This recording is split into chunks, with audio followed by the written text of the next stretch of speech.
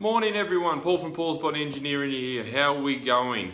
Alright, today's topic is about toning. This massive buzzword that gets thrown around left, right and centre. Look, a lot of fellow PTs and coaches out there will roll their eyes with me in regards to this topic. How many of you have heard someone come to you and say, look, I want to tone, but I don't want to bulk up?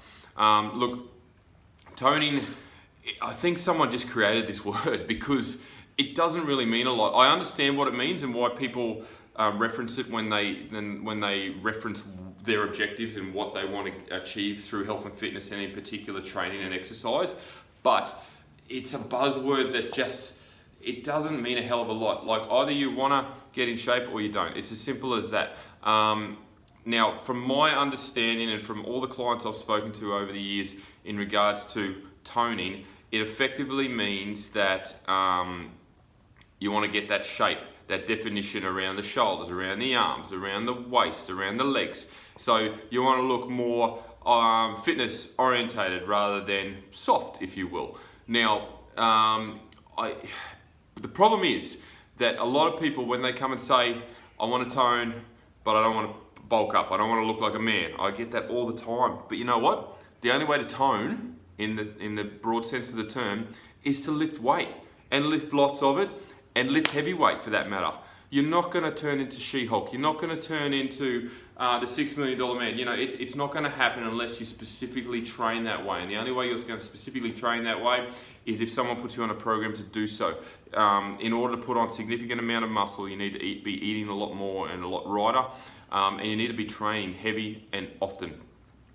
If you come to a trainer, if you come to me for example, and you say, I want to tone, I will get you into the squat rack, I will get you deadlifting, I will get you hip thrusting, we'll be doing shoulder presses, all those sorts of things. We'll be doing lots of reps, we'll be doing heavy reps, because that's the goal you've set. It's important to understand that toning doesn't necessarily mean I've got to lift a 3 kilo dumbbell for 5 to 10 reps 3 times and then move on to the next exercise. You got to burn out your muscles. You got to make them adapt to the type of training. That's the only way you're going to see improvement, which means you're going to get that toning effect. So look, it does my head in at times, and I know this is brutally honest, but it's true when people reference the term toning because the second sentence out of their mouth is, I don't want to bulk up. That's not going to happen. It doesn't happen that easily.